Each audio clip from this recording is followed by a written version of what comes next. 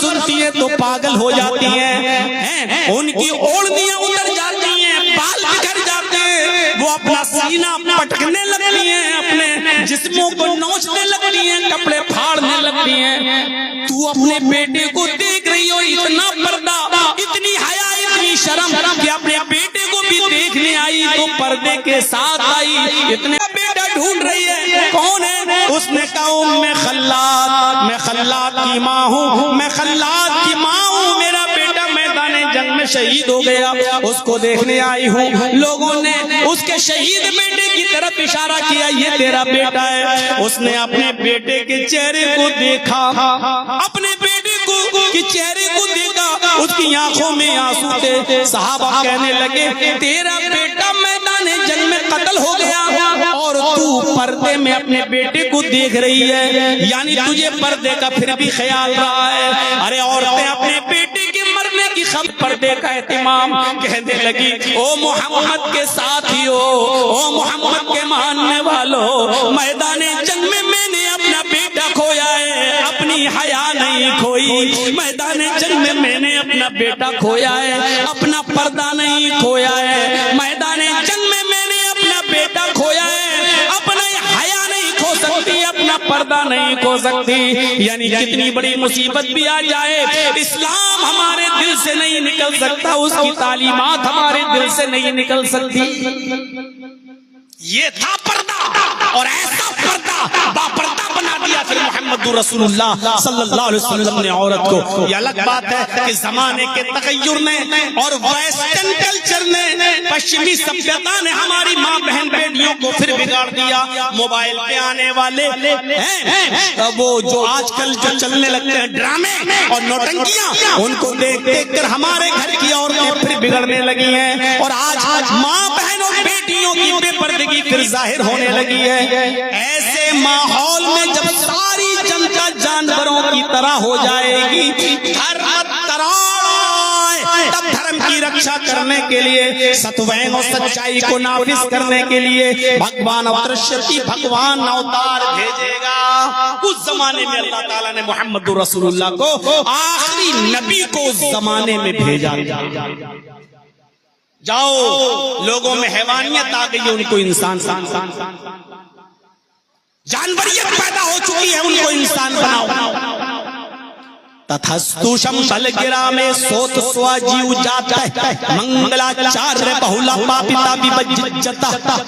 इस मंत्र में बताया गया अंतिम ऋषि शंबल गिराम में आएंगे। तथस्तु शंबल गिराम में सोत स्वाजीव जाता है, शंबल गिराम में आएंगे, यानी मक्के में आएंगे। शंबल का माना होता है शांत, और गिराम मानी गांव, शांति वाला गांव, शांति वाला गांव। तथस्तु शंबल गिराम में अंतिम ऋषि आखिरी नबी शंबल गिराम में आएंगे, यानी शांति वाले गांव में। अल्लाह ने कुरान में क्या फरमाया? शांति वाला शहर किसको कहा? मक्के को। वत्तीन वज़्ज़ैतून वतूर सीनीन वहाज़ल बलदिल अमीन।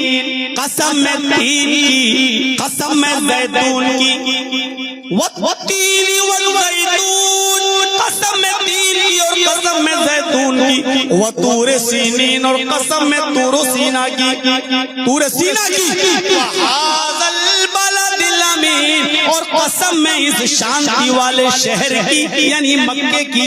अल बलदिल अमीन अल्लाह ने मक्के को कहा है। शंबल गिराम अरबी संस्कृत में है शांति वाला गांव, और इसको अरबी में अगर ट्रांसलेट करेंगे तो इसका तर्जमा होगा अल बलदिल अमीन, अमन वाला और शांति वाला शहर। कहाँ आएंगे? शांति वाले शहर में, यानी मक्के में पैदा होंगे। मंगलाचार्य बहुला पापिता विभज्जता, नेकियों का हुक्म देंगे, नेकियों का हुक्म देंगे, बहुला पापिता विभज्जता, और बड़े बड़े गुनाहों से रोकेंगे। बहुला बड़े बड़े पाप विभज्जता, बहुला पापता विभज्जता, बड़े बड़े गुनाहों का नाम लेकर उनको मिटाएंगे। अल्लाह के रसूल ने बड़े बड़े गुनाहों का नाम लेकर मिटाया, बड़े बड़े गुनाहों का नाम लिया। इज्तनिबुस सबाल मुबिकात, आलू व मा हुन्ना या रसूल अल्लाह, क़ाल अश्शिरकु अल्लाह के नबी ने फरमाया 7 बड़े गुनाहों से बचो जो इंसान को हलाक कर देते हैं, बर्बाद कर देते हैं। साहबा ने पूछा वो क्या है बड़े गुनाह? आपने फरमाया शिर्क बिल्लाह, अल्लाह के साथ किसी को शरीक नहीं करना, शिर्क मत करना, वस्सहर, जादू, जादू टोना, जादू करना और जादू सीखना और जादू सिखाना। जानते हो इसकी सजा क्या है? जहां मिले ये इनकी गर्दन उड़ा दो। इस्लामी हुकूमत होगी वहां, यहां मत उड़ा देना, वरना सबसे ज्यादा बंगाल में नजर आएगा। जादू, और जादू क्या होता है? मौलाना साहब हमारी एक बहुत अच्छी दुकान है, लेकिन मेरी दुकान पे कस्टमर नहीं आ रहे हैं। मेरे बगल में एक आदमी की दुकान है, उसके पास बहुत कस्टमर आते हैं। कोई ऐसा ताबीज दीजिए, कोई ऐसी दुआ बताइए कि उसके कस्टमर टूट कर मेरी दुकान पे आ जाए। अब मौलाना जर्जीस जैसा कोई कठमुल्ला आपको ताबीज देगा लिखकर, ले इसको अपनी दुकान के सामने रात में जमीन का गड्ढा खोद के गाड़ देना। दूसरे आदमी की दुकान के कस्टमर तेरी दुकान पे आना शुरू करेंगे। ईमानदारी के साथ बताइए, अल्लाह के रसूल क्या इसलिए दुनिया में आए थे कि किसी की दुकान बंद कराएं और किसी की दुकान चलवाएं? या आप इसलिए आए थे कि तेरी दुकान भी चले और तेरी भी चले, तेरे दुकान में भी बरकत हो, इसकी दुकान में भी बरकत हो? किससे फैसला करो आप? किस लिए आए थे अल्लाह के नबी? ये मौलवी क्या कह रहा? उसके कस्टमर टूट कर तेरे पास तकदीर को बदलेगा। ये किसी की रोजी रोटी कोई नहीं छीन सकता। ये जादू करने वाले लोग हैं, जादू। अभी मेरी तकरीर एक जगह और थी, बिल्कुल बंगाल के बॉर्डर पर, वहीं से बोल के मैं सीधे यहाँ आया हूँ तकरीर खत्म करके। अभी मैंने वहां भी एक वाकया बताया। आजकल लड़कियां भी यही सब करती हैं, अक्सर, सबको नहीं कह रहा हूं, अक्सर। परेशान है आदमी, इसके ऊपर बहुत बड़ा असर है, इसके ऊपर बहुत बड़ा जिन्नात है, इसके ऊपर बहुत बड़ा ये है। 95% लड़कियां बेवकूफ बनाती हैं, बल्कि मैं ज्यादा बोल रहा हूं, कम बोल रहा हूं, 99% लड़कियां गलत होती हैं। कुछ नहीं होता, कुछ नहीं। मैंने भोपाल का एक वाकया बताया था, मेरे साथ पेश आया। जब प्रोग्राम में गया तो वहां एक आदमी आया, कहता मौलाना साहब जरा मेरे घर चलो, नाश्ते की दावत है आपकी। कहता है कि मेरी बेटी को बहुत दिनों से परेशानी है, हम लाखों रुपया खर्च कर चुके हैं, जरा इसका देख लीजिए एक नजर। मैंने कहा भाई मैं ये सब नहीं जानता, न मैं करता हूँ। अरे इतना अच्छी तकरीर करते हो मौलाना, उसको यकीन नहीं आया। कहता चलिए तो कुछ दुआ करके आ जाइए, दम करके आ जाइए। लोगों ने कहा मौलाना बहुत परेशान आदमी है, कई साल से इलाज करा रहा है, लड़की का सही नहीं हो रही है, जाओ समझ में आए तो इलाज करना, नहीं समझ में आए तो दुआ पढ़ के चले जाना। नाश्ते की दावत भी तो उसी के यहाँ है आपकी, आपको तो जाना वैसे ही पड़ेगा। मैं गया और जैसी उस लड़की पर नजर पड़ी तो कहें, उसने आंखें दाएं बाएं की, लग रहा था जैसे कच्चा खा जाएगा। बड़े बड़े मौलवी हमारा कुछ नहीं कर पाए, ये कल का लौंडा ये क्या करेगा, ये कल का छोकरा ये क्या करेगा। कर आपे से बाहर। मैं तो मेरे बस का था ही नहीं मामला, ना कभी मैंने इन सब चीजों में अपना दिमाग लगाया और ना ही इन सब चीजों के चक्कर में मैं पड़ा। मैंने कहा भाई किसी एक्सपर्ट को बुलाओ, ये मेरे बस का नहीं है। बाहर निकल के जब मैंने कहा तो लोगों ने कहा मौलाना दुआ हुआ करिए, देखिए बहुत परेशान है आप, इतने अच्छे मुकर्रिर कर सब लोग आपको इतना बड़ा मानते, फिर भी आप ऐसा कह रहे हैं। मैंने कहा यार कुछ दिमाग में मैंने सोचा और सोचने के बाद एक चाल चली और चाल मेरी बिल्कुल निशाने पे लग गई। मुझे मालूम था कि लड़कियां अक्सर नौटंकी करती हैं, तो मैंने सोचा ये भी नौटंकी ही कर रही होगी। अब इसकी नौटंकी का पता कैसे चले? मैं फिर अंदर गया, मैंने उसके भाई से और उसके बाप से कहा, आपकी बेटी के ऊपर बहुत बड़ा शैतान है जो उसके अंदर घुसा बैठा है। मौलाना साहब कैसे निकलेगा? मैंने कहा बहुत आसानी से निकल जाएगा, लेकिन जो मैं कहूं वो करना पड़ेगा। कहा क्या? मैंने कहा कि 1 लीटर तेल लाओ सरसों का। 1 लीटर तेल आ गया। मैंने कहा यहीं पर स्टोव लगाओ और 1 लीटर तेल को कढ़ाई में खौलाओ।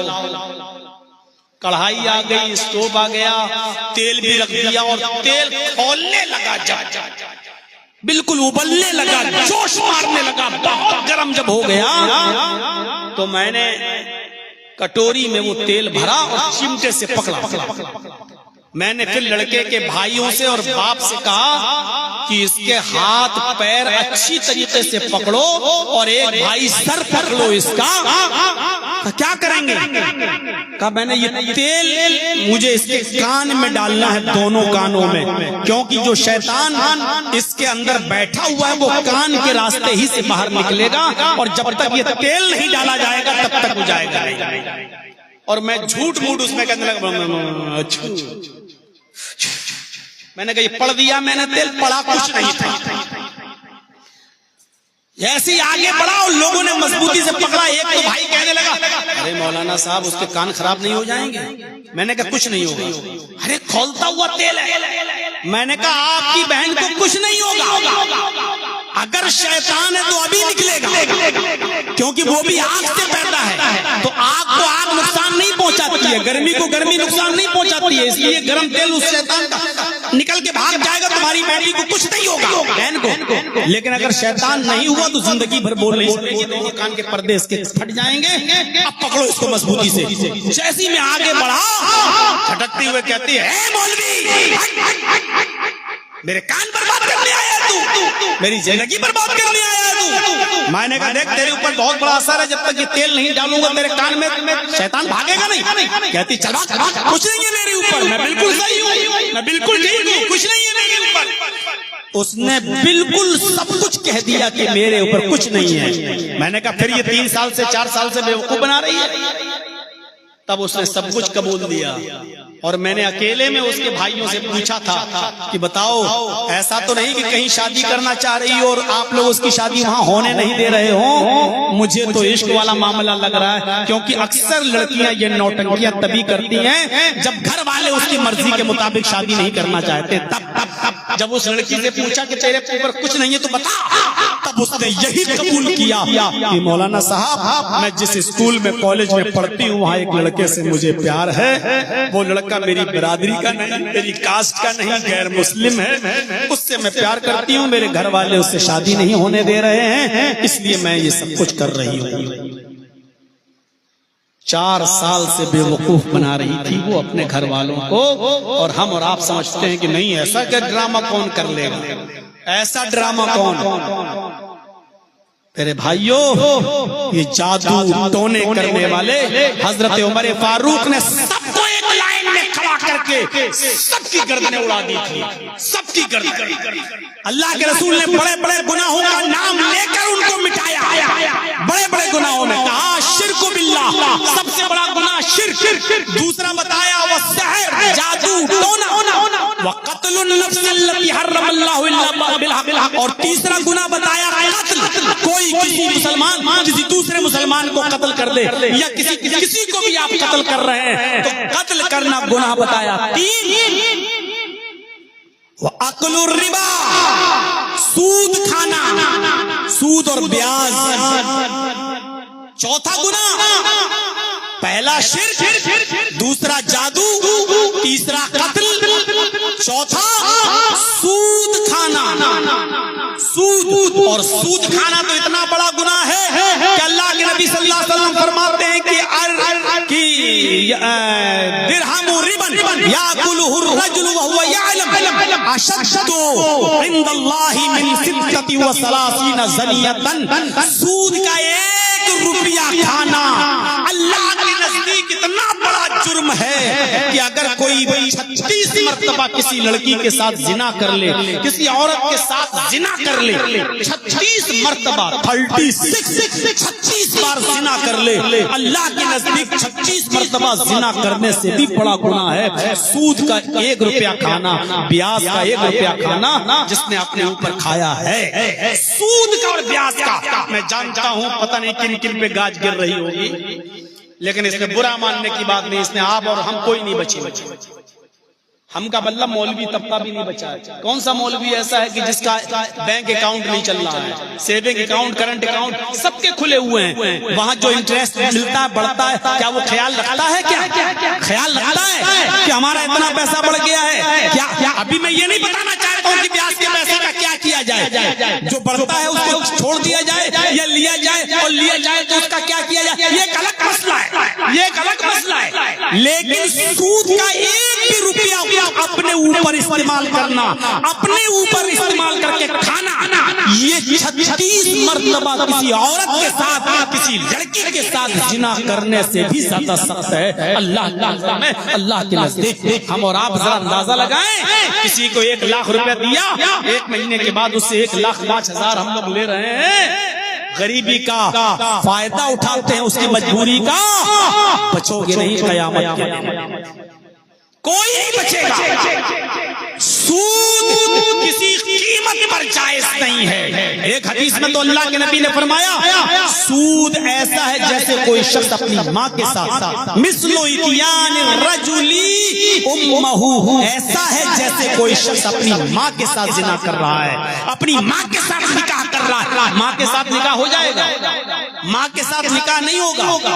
निकाह में ये 3 आयतें पढ़ी जाती है ना, या अय्युहल्लज़ीना आमनू तक़ुल्लाह हक़्क़ तुक़ातिह वला तमूतुन्ना इल्ला व अंतुम मुस्लिमून, या अय्युहन्नासु तक़ू रब्बकुमुल्लज़ी खलक़कुम मिन नफ्सिन वाहिदा व खलक़ मिनहा ज़ौजहा व बअ्थ मिनहुमा रिजालन कसीरन व निसा वत्तक़ुल्लाहल्लज़ी तसाअलून बिही वल अरहाम इन्नल्लाह काना अलैकुम रक़ीबा। और तीसरी आयत, या अय्युहल्लज़ीना आमनू तक़ुल्लाह व क़ूलू क़ौलन सदीदा युस्लिह लकुम अअमालकुम व यग़फिर लकुम ज़ुनूबकुम व मन युति'िल्लाह व रसूलहु फ़क़द फ़ाज़ फ़ौज़न अज़ीमा। ये 3 आयतें निकाह में पढ़ी जाती हैं। इन 3 आयतों के पढ़ने से पहले निकाह नहीं होता है। ये 3 आयतें खुतबे निकाह में पढ़ी जाती हैं। उसके बाद इजाब व कबूल कराया जाता है। जब लड़का कह देता है कि हाँ मैंने कबूल किया, तब जाकर बीवी हलाल होती है। मेरे भाइयों, तसव्वुर करो, माँ बाप के साथ अगर कोई लड़का निकाह करना चाहे तो ये 3 आयतें पढ़ दे तो क्या माँ हलाल हो जाएगी?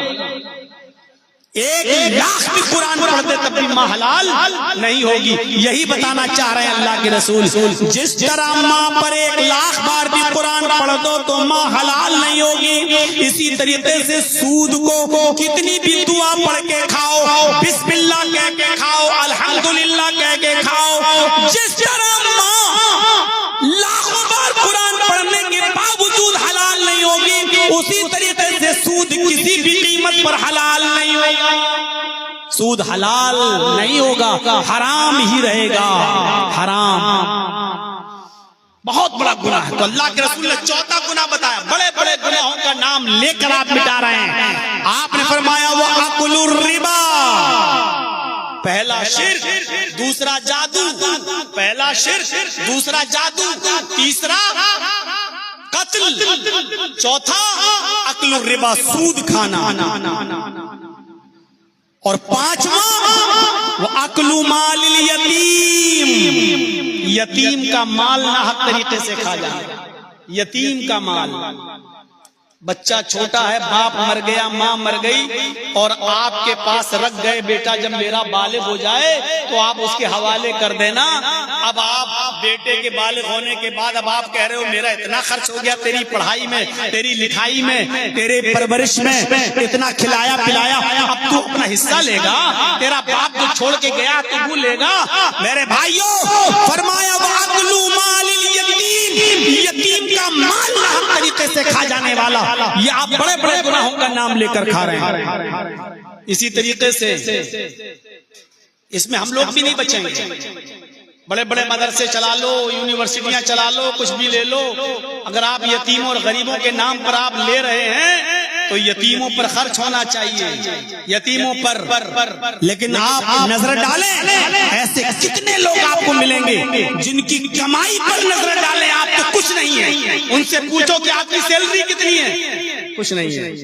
क्या कमा रहे हैं, आपका बिजनेस क्या, कुछ नहीं। तो फिर ये तेरी बिल्डिंग कैसे बनी, ये 3 मंजिल का तेरा मकान कैसे बन गया, आज तेरे पास इतना पैसा कहां से आ गया। आज मदरसे का एक मामूली मौलवी होकर आज इलेक्शन तुम कैसे लड़ रहे हो जिसमें लाखों रुपया खर्च होता है। तुम तो मस्जिद के इमाम हो, तुम्हें 10,000 रुपए महीना मिलता है जो बीवी बच्चों पे खर्च होता है। ये पैसा कहां से आया। मेरे प्यारे साथियों, ये सब सवालात हैं जो अपनी जगह पर बाकी है। गरीब और यतीमों का माल किसी भी तरीके से खाया जाए वो गलत है और ये कबीरा गुनाह है। अल्लाह के नबी सल्लल्लाहु अलैहि वसल्लम ने इसी के बारे में फरमाते हुए कहा, अक्लु माल यतीम, यतीम का माल नाहक तरीके से खा जाने वाला भी गुनाह। और छठा गुनाह वतवल्ली यौम ज़हफ़, जंग हो रही है, मैदान जंग में हम लड़ रहे हैं, देखा सारे लोग भाग गए, सारे लोग मारे गए, अब हम अकेले बचे या चंद लोग बचे। ये दुश्मन तो हमें मार डालेंगे, ये काफिर तो हमें कत्ल कर देंगे। जंग का मैदान छोड़ के भाग जाना, पीठ दिखा देना, मैदान छोड़ के भाग जाना, मौत के डर से जंग का मैदान छोड़ देना भी कबीरा गुनाह है। अरे अब मरना तो है ही, लड़ो और शहीद हो जाओ। मैदान छोड़ के भागने वाला भी कबीरा गुनाह का मुस्तहिक है। और 7वां गुनाह वक़ज़्फ़ुल मुहसिनातिल मुमिनातिल गाफिलात, क़ज़्फ़ुल मुहसिनातिल मुमिनातिल गाफिलात, किसी भी पाक दामन नेक और शरीफ लड़की पर, औरत पर तोहमत लगा देना। अरे वो तो ऐसी है, अरे वो तो फला के साथ उसका चक्कर है, फला के साथ वो अफेयर में है। किसी भी पाक दामन और नेक औरत पर तोहमत लगा देना। अक्सर ऐसा होता है, हमारे लड़के का रिश्ता कहीं लगा हुआ है किसी लड़की के साथ, अब उसने हमारे लड़के की कोई बुराई देखी शराब वराब पीते हुए, और लड़की वालों ने हमारे जर्जीज साहब से कह दिया, जर्जीज साहब मुझे आपके बेटे से शादी नहीं करना, आपका बेटा शराब पीता है, आपका बेटा मेहनत नहीं करता, हमें शादी नहीं करना है। अब जर्जीज साहब को गुस्सा, तूने अपनी बेटी का निकाह मेरे बेटे से मना कर दिया, ठीक है। अब जो भी रिश्ता वहां आ रहा है, अब लोग पूछ रहे हैं जर्जी साहब आपने क्यों रिश्ता हटा दिया। अरे मैंने खुद मना कर दिया। क्यों? अरे मना कर दिया, वो कॉलेज जाती है ना, कॉलेज के लड़कों के साथ उसका चक्कर चल रहा है, वो स्कूल जाती है, स्कूल के लड़कों के साथ उसका चक्कर चल रहा है। अरे वो थोड़ी बिगड़ी हुई है, कैरेक्टर लूज है वो लड़की। मेरे भाइयों, आप किसी भी पाक दामन नेक और शरीफ औरत पर तोहमत नहीं लगा सकते हो, ये कबीरा गुनाह है जो बगैर तौबा के माफ नहीं होगा। और अगर आपने किसी लड़की पर तोहमत लगाई औरत पर, तो जब तक वो आपको माफ न करे, अल्लाह भी आपको माफ नहीं करेगा। कबीरा गुनाह का मतलब यही होता है। अगर हमने आपको गाली दी है माँ की बहन की, तो जब तक आप हमें माफ नहीं करेंगे, अल्लाह भी माफ नहीं करेगा। छोटे छोटे गुनाह माफ हो जाते हैं नमाज पढ़ने से, वुजू बनाने से, इबादतें करने से। और छोटे छोटे गुनाह ये है, जैसे हम जा रहे हैं रास्ते में, अचानक हमारी नजर किसी लड़की के ऊपर उठ गई, देख लिया, फिर नजर नीची कर ली, एक नजर तो माफ है, लेकिन देखें फिर बड़ी खूबसूरत है, फिर दोबारा देख लिया, ये बोले कुछ नहीं, ये सगीरा गुनाह है, ये नमाज पढ़ने से माफ होता रहता है और नेकियां करने से गुनाह मिटते रहते हैं। लेकिन कबीरा गुनाह माफ नहीं होगा। कबीरा गुनाह बगैर तौबा के, और अगर उसका ताल्लुक किसी बंदे से है, तो जब तक वो आदमी हमें माफ नहीं करेगा, अल्लाह भी हमें माफ नहीं करेगा।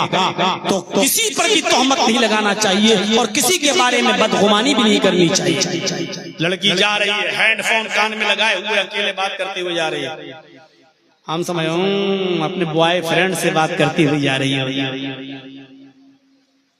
हो सकता है आप जो सोच रहे हैं सही हो, लेकिन ये भी तो हो सकता है कि उसका भाई हॉस्पिटल में एडमिट हो बेचारे, और वो रास्ता पूछ रही हो,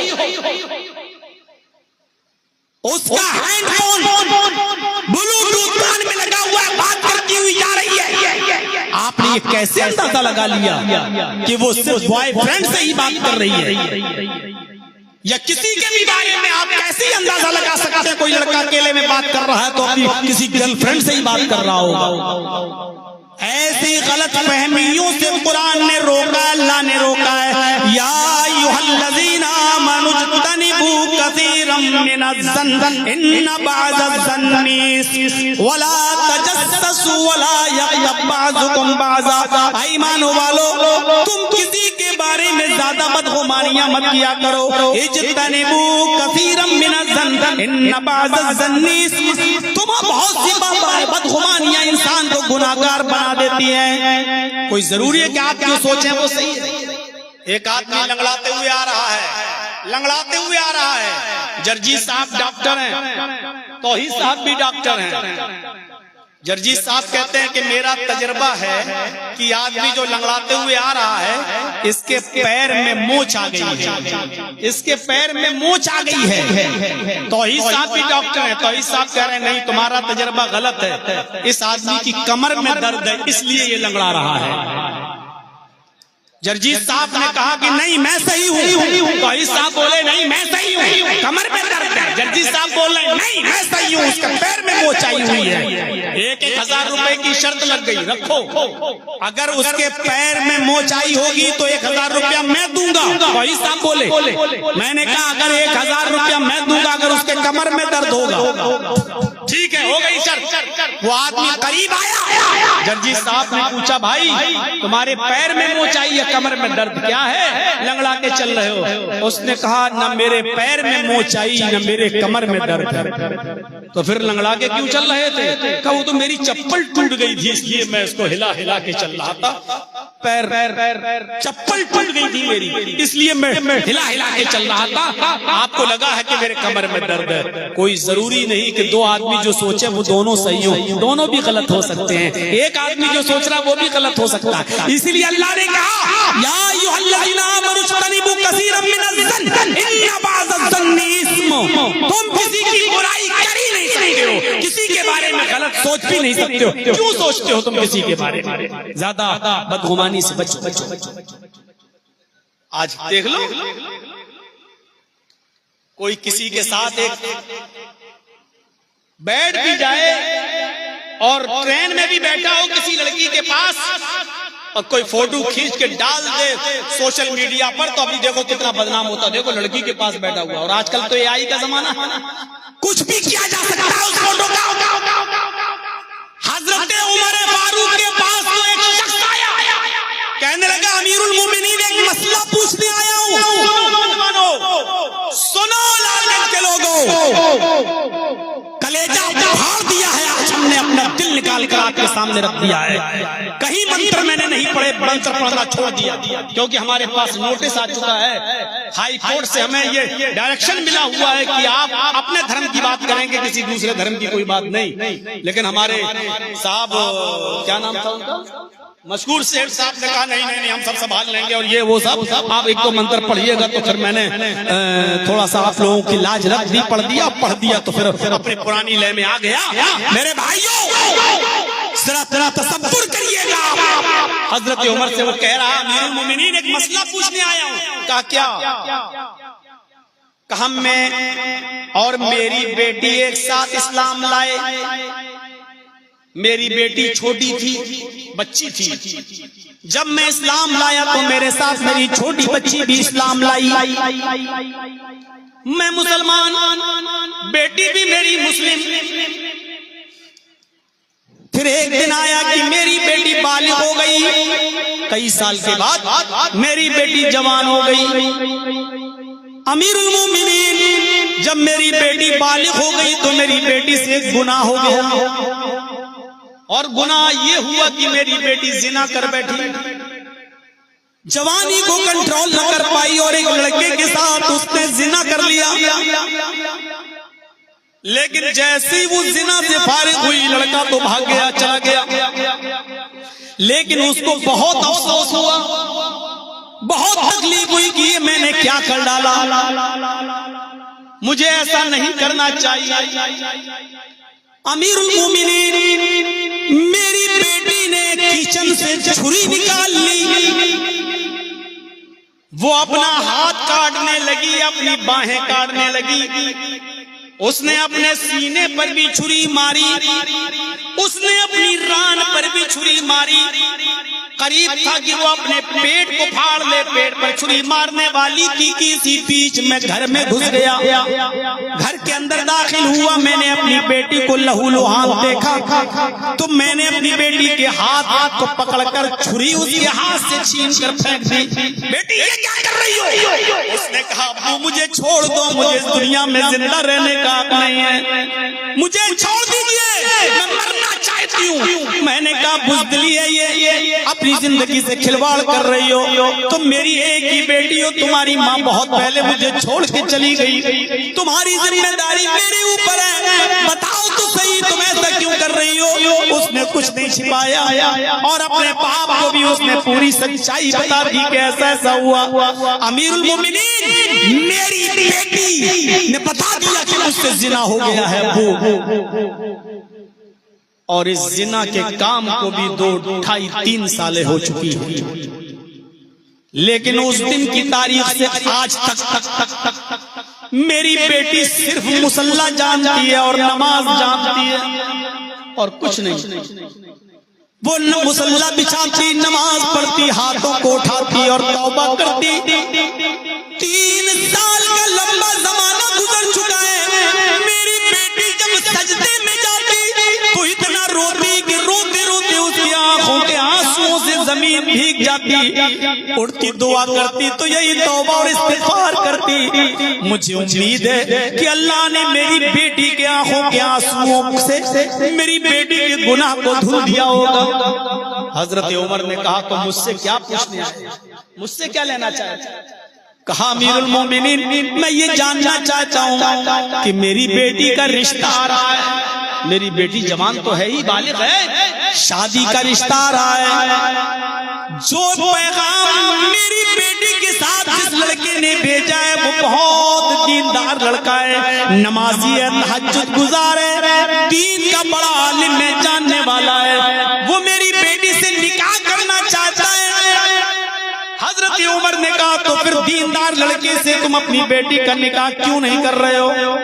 कहा अमीरुल मोमिनीन मैं करना चाहता हूँ, लेकिन मसला पूछना ये है कि मैं उस लड़के को अपनी बेटी का वो काम बताऊं या ना बताऊं जो पहले वो कर चुकी है। उस लड़के का पैगाम आया है, मैं अपने उस होने वाले दामाद को अपनी बेटी का ये जुर्म जो 3 साल पहले उसने किया जिना, वो बताऊं या ना बताऊं?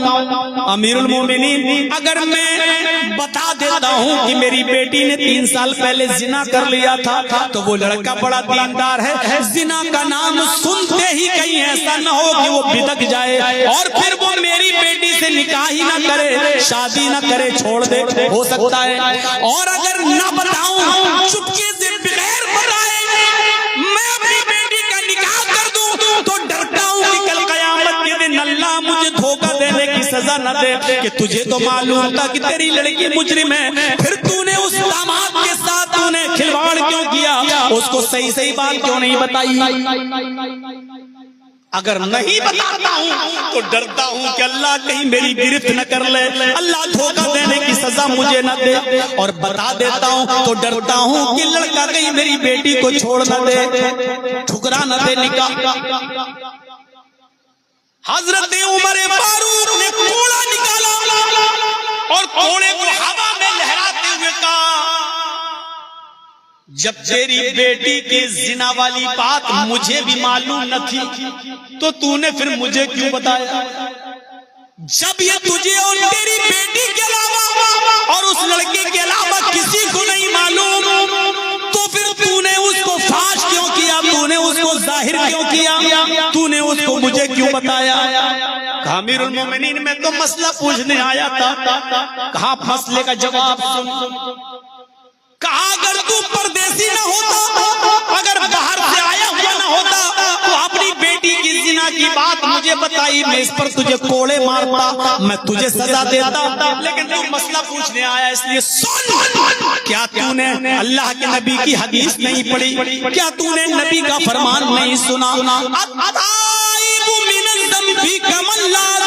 लहू, अल्लाह के नबी फरमाते हैं जो आदमी अपने गुनाह से तौबा कर ले वो ऐसा हो जाता है अल्लाह की नजर में जैसे उसने कोई गुनाह ही नहीं किया।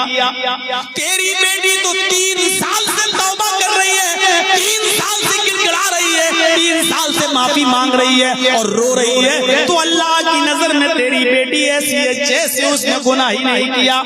जब वो तौबा कर चुकी तो सुन, अल्लाह ने जब तेरी बेटी की ऐब को छिपा लिया तो तू भी छिपा ले। अल्लाह ने जब तेरी बेटी के ऐब पे पर्दा डाल दिया तो तू भी पर्दा डाल और जा और चुपके से अपनी बेटी का निकाह कर दे। उस लड़के को कुछ मत बता, तौबा करने वाला अल्लाह की नजर में ऐसा हो जाता जैसे उसने गुनाह किया ही नहीं। ये है बुराइयों को छिपाने का हुक्म, ये है दूसरों के ऐबों पे पर्दा डालने का हुक्म, ये है किसी को अपनी आंख से भी कोई गुनाह करते हुए देख लो तो उसको भी छिपाने का और उस पर भी पर्दा डालने का हुक्म अल्लाह के नबी ने फरमाया।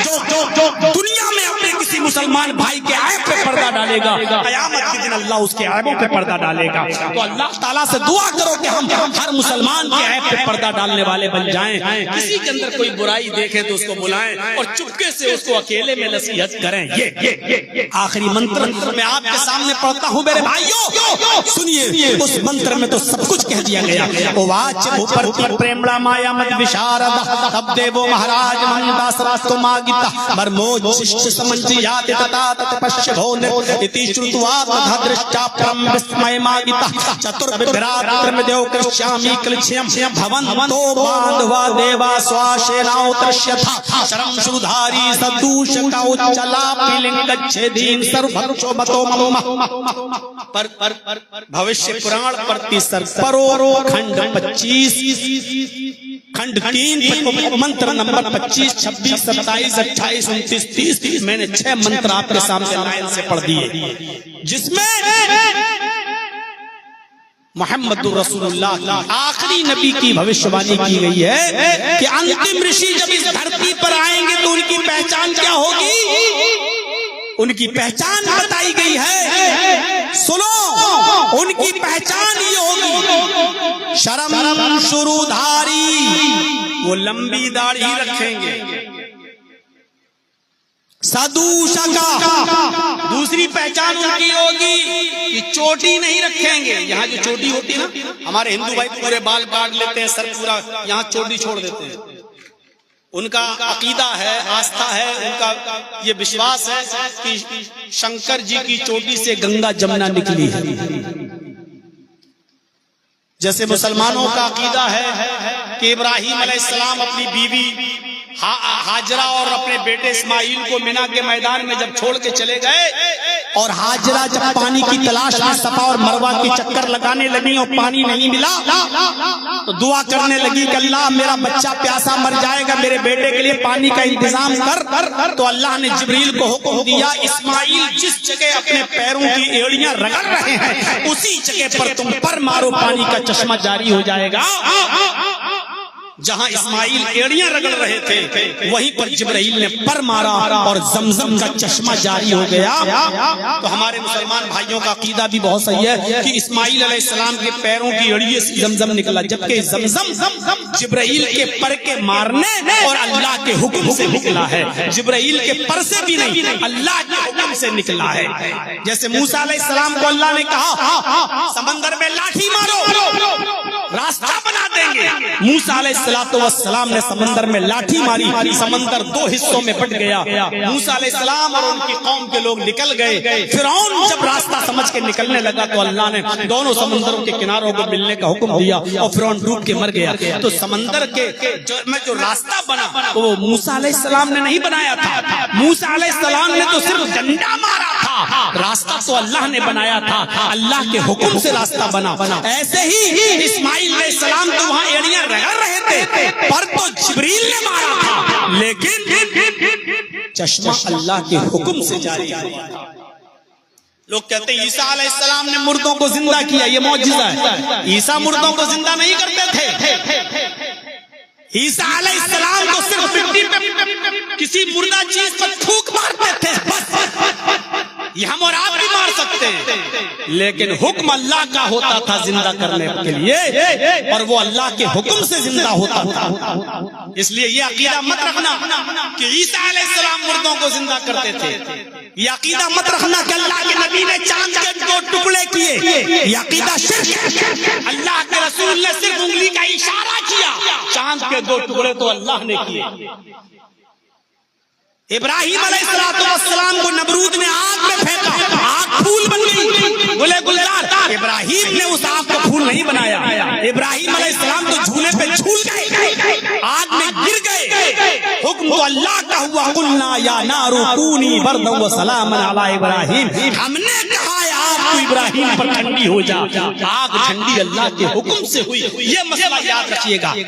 शर्म शुरूधारी, लंबी दाढ़ी रखेंगे, शका, सर के बाल अगर कटाएंगे तो चोटी नहीं रखेंगे। उच्चालापी, आखिरी नबी और उनके मानने वाले पहचान, उच्चालापी ऊंचे स्वर में आलाप करेंगे, अर्थात अजान देंगे। मंदिरों में आलाप नहीं होता, मंदिरों में घंटा बजाया जाता है। आलाप क्या होता है? जबान से बोलना। आलाप किसको कहते हैं? जबान से पुकारना, जबान से चीखना। और आलाप करेंगे, जबान से बुलाएंगे, जबान से बोलेंगे। क्या कहेंगे? अस्मल्लाह मिल्लल्लाह मित्रा वरड़ो इल्लल्लाह, इल्लल्ले मित्रा वरड़ो इल्लल्ले इल्लल्लाह, मुहम्मद रसूल अकबर अस्मल्लाह मिल्लल्लाह मित्रा वरड़ो इल्लल्ले इल्लल्लाह। ये है उपनिषद का मंत्र। अजान की बिगड़ी हुई शक्ल, अस्मल्लाह मिल्लल्लाह मित्रा वरड़ो इल्लल्लाह, अल्लाहु अकबर की बिगड़ी हुई शक्ल, इल्लल्ले मित्रा वरड़ो इल्लल्ले इल्लल्लाह, अशहदु अल्ला इलाहा इल्लल्लाह की बिगड़ी हुई शक्ल, मुहम्मद रसूल अकबर अशहदु अन्ना मुहम्मद रसूलुल्लाह की बिगड़ी हुई शक्ल। उच्चाला भी ऊंचे स्वर में आलाप करेंगे तो ये बोलेंगे, यानी आजान देने वाले होंगे। पहली निशानी, लंबी दाढ़ी रखेंगे। शर्म शुरूधारी, हाँ, दाढ़ी में गांठ नहीं लगाएंगे। हमारे बहुत से हिंदू भाइयों को देखा होगा, सिखों को देखा होगा आपने, बहुत लंबी दाढ़ी हो जाती है, बाल बहुत बड़े हो जाते हैं तो गांठ लगा लेते हैं, उसको सुखा लेते हैं और फिर वो ऐसा लगने लगता है जैसे नारियल का सूखा हुआ गुच्छा। तो लंबी दाढ़ी रखेंगे, दाढ़ी में गांठ नहीं लगाएंगे, चोटी नहीं रखेंगे, उच्चालापी ऊंचे स्वर में आलाप करेंगे, अर्थात अजान देने वाले होंगे। और आखिरी चीज, लिंगच्छेदी, लिंगच्छेदी, खतना कराने वाले भी होंगे। लिंगच्छेदी, मोहम्मद और उनके साथी खतना कराने वाले होंगे। आखिरी नबी की पहचान बताई गई है भविष्य पुराण के अंदर। अंतिम ऋषि के मानने वाले और आखिरी नबी खतना कराने वाले होंगे। खतना सारो भक्तो मतो मम्मा बिना कौलन चपश्वश तेषाम, सारो भक्तो मतो मम्मा, सब कुछ खाएंगे, गोश्त भी खाएंगे और सब्जी भी खाएंगे। सारो भक्तो मतो मम्मा, गोश्त भी खाएंगे और सब्जी भी, सब कुछ खाएंगे, लेकिन हर जानवर का गोश्त नहीं खाएंगे। बिना कौलन चपश्वश तेषाम, वही जानवर खाएंगे जिस पर कौल पड़ा जाएगा, जिस पर मंत्र पड़ा जाएगा। उनके यहाँ कोई भी जानवर बिना मंत्र के, बिना कौल के हलाल नहीं, शुद्ध नहीं होगा। यानी बिस्मिल्लाह अल्लाहु अकबर कहकर जानवर को ज़िबा करेंगे। हर जानवर नहीं खाएंगे, वही जानवर खाएंगे जिस पर कौल यानी मंत्र पड़ा जाएगा। ये हिंदू धर्म की किताब कह रही है। यानी आखिरी नबी, अंतिम ऋषि और उसके मानने वाले गोश्त तो खाएंगे, लेकिन हर जानवर का गोश्त नहीं, सिर्फ वही जानवर जिस पर मंत्र पड़ा जाएगा। अब कोई आदमी ये कहे कि बकरे पर तो पढ़ लेते हो बिस्मिल्लाह अल्लाहु अकबर, भैंस पे तो पढ़ लेते हो बिस्मिल्लाह अल्लाहु अकबर, तो हलाल हो गया, खा लिया। तो गधे पर भी पढ़ लो, कुत्ते पर भी पढ़ लो, खिंजीर पर भी पढ़ लो, तो क्या बिस्मिल्लाह अल्लाहु अकबर से ये जानवर हलाल हो जाएंगे? नहीं। बिस्मिल्लाह अल्लाहु अकबर से वही जानवर हलाल होंगे जिनकी लिस्ट मोहम्मद रसूलुल्लाह ने बताई है। हर जानवर हलाल नहीं होगा। अब आप कहो जानवर जानवर सब बराबर, जैसे बकरा जैसे भैंस वैसी गधा वैसी कुत्ता, तो इसका जवाब तो आप भी नहीं दे पाएंगे। औरत औरत सब बराबर। दूसरे की लड़की से आप निकाह कर लेते हो, मंत्र पढ़ते हो, ओम भूर्भुवः स्वाहा, ये सब मंत्र पढ़ो, मंगलम स्वाहा, ये सारे मंत्र पढ़ के तुम हलाल शुद्ध कर लेते हो। तो मैं भी पूछना चाहता हूँ, औरत औरत तो सब बराबर। जो दूसरे की बहन बेटी से आप निकाह करके उसको अपनी पत्नी बनाते हो, तो क्या यही मंत्र यही जुमले अगर आपकी सगी बहन सगी माँ सगी बेटी पर पड़े जाएं तो क्या वो हलाल हो जाएगी? आप कहेंगे नहीं। यही मंत्र अगर उन पर पड़े जाएं तो वो हलाल नहीं होंगे। हलाल वही